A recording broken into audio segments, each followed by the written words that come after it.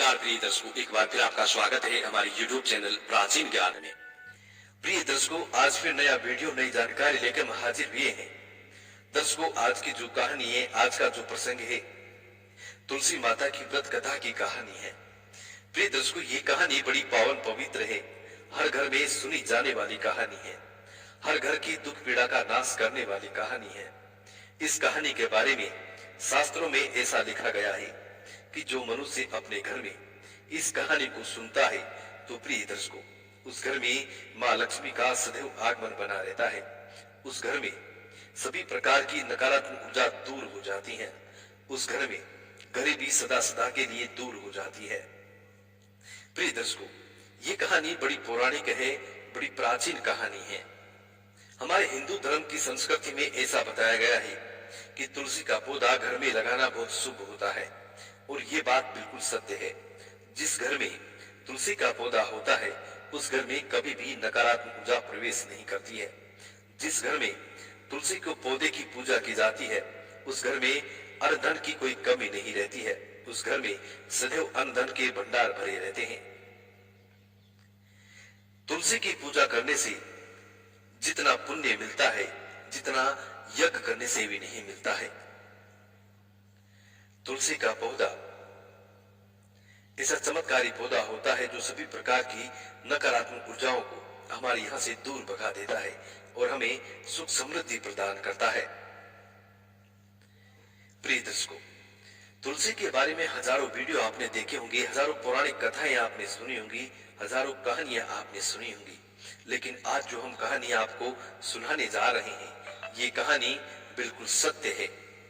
इस कहानी को पूरा सुनिएगा। यदि आप भी अपने घर में सुख समृद्धि चाहते हैं, यश वैभव की प्राप्ति चाहते हैं, तो इस कहानी को, इस कथा को पूरा सुनिएगा। वीडियो शुरू करने से पहले जो लोग हमसे नए जुड़े हैं वो लोग हमारे चैनल को सब्सक्राइब करें, बेल आइकन ऑन करें, अच्छे अच्छे कमेंट किया करें, ताकि हर आने वाले वीडियो का नोटिफिकेशन सबसे पहले आपको मिले और प्रिय दर्शकों आप उसका फायदा उठा सके। शुरू करते हैं प्रिय दर्शकों आज की प्यारी सी कहानी, ये प्यारा सा वीडियो। प्रिय दर्शकों, प्राचीन काल समय की बात है। प्राचीन काल समय में एक लड़की का जन्म राक्षस कुल में हुआ, जिनका नाम वृंदा था। दैत्यराज कालनेमी जैसे राक्षस परिवार में पैदा होने के बाद भी वृंदा भगवान श्री हरि विष्णु की पूजा करती थी। जब वृंदा बड़ी हुई तो उसकी शादी जालंधर नाम के दैत्य से कर दी गई थी। जालंधर नाम के दैत्य से हो गई।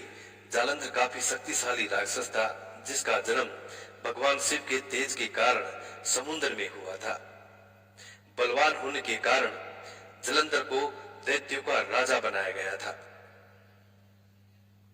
वृंदा से शादी करने के बाद जालंधर की शक्ति और पराक्रम बढ़ता ही गया। उसे किसी भी तरीके से हराना बड़ा मुश्किल हो रहा था। प्रिय दर्शकों, जालंधर के बढ़ते अहंकार व आतंक से सभी देवता बेहद परेशान हो गए थे। जालंधर की बढ़ती ताकत के पीछे उसकी पत्नी वृंदा की विष्णु भक्ति और सतीत्व था, यानी पतिव्रता था। प्रिय दर्शकों, इस तरीके से होते होते जालंधर अपनी शक्ति और अहंकार में चूर होकर स्वर्ग की देवियों पर काबू पाने की कोशिश करने लगा। इसी दौरान एक बार उसने माता लक्ष्मी को पाने का प्रयास किया, परंतु समुद्र से जन्म लेने के कारण माता लक्ष्मी ने उसे अपना भाई बना लिया। फिर उसकी नजर माता पार्वती पे गई और उन्हें पाने के लिए जालंधर ने माया जाल बनाया। प्रिय दर्शकों, ऐसा कहा जाता है कि जालंधर ने अपने माया जाल से शिव का रूप धारण किया और माता पार्वती की करीब जाने की कोशिश करने लगा। उसी वक्त माँ पार्वती ने उसे पहचान लिया और जब तक जालंधर कुछ समझ पाता माता पार्वती अदृश्य हो गई। जालंधर के इस दुर्व्यवहार से माता पार्वती को काफी गुस्सा आया और इसी घटना के बारे में उन्होंने भगवान विष्णु को बताया। इधर जालंधर भगवान शिव से पार्वती जी को पाने के लिए कैलाश पर्वत पर युद्ध कर रहा था। जब माँ पार्वती जालंधर की सारी घटना भगवान विष्णु को बताती हैं, तभी भगवान विष्णु ने जालंधर को सबक सिखाने की ठानी। सभी को ये पता था कि जालंधर अपनी पत्नी के पूजा पाठ और पतिव्रता की वजह से ही अजय हुआ है। ऐसे में भगवान विष्णु ने जलंधर को हराने के लिए ऐसे में भगवान विष्णु ने जलंधर को हराने के लिए उनकी पत्नी का पतिव्रता धर्म भंग करने के लिए एक मायावी चाल चली। भगवान श्री हरि विष्णु एक साधु का रूप धारण करके वृंदा से मिलने के लिए पहुंचे।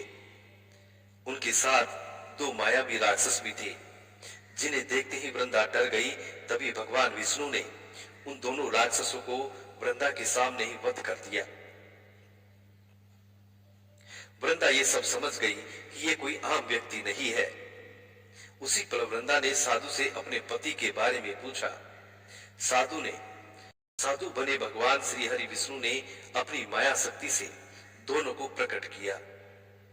दोनों बंदरों के हाथ में जलंधर का सिर व धड़ था।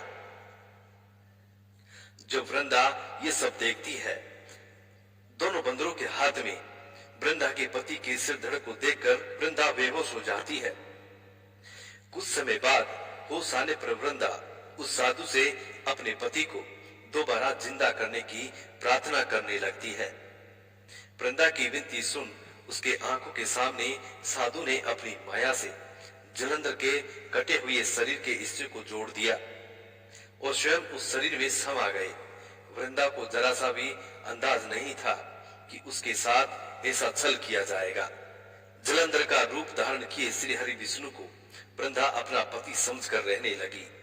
वृंदा के ऐसे करने से उनका पतिव्रता धर्म भंग हो गया था, जिसके बाद जलंधर कैलाश पर्वत पर भगवान शिव से युद्ध हार गया था। जब वृंदा को ये सच पता चला तो उसने गुस्से में विष्णु भगवान को पत्थर बनने का श्राप दे दिया। इस घटना के बाद वृंदा स्वयं सती हो गई।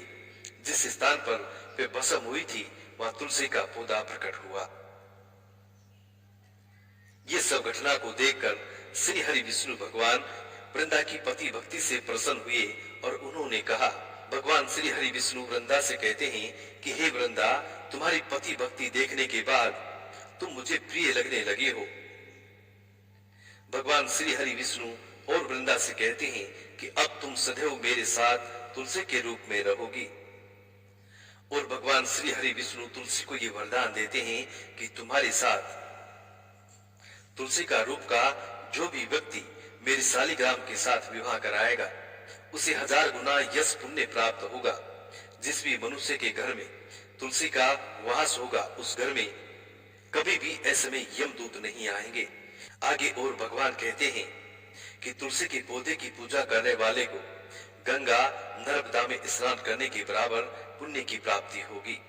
संसार में चाहे कोई भी मनुष्य कितना भी दुष्ट क्यों ना हो, कितने भी पाप क्यों न किए हो, मृत्यु के दौरान उसके मुंह में तुलसी और गंगा जल अवश्य दिया जाएगा।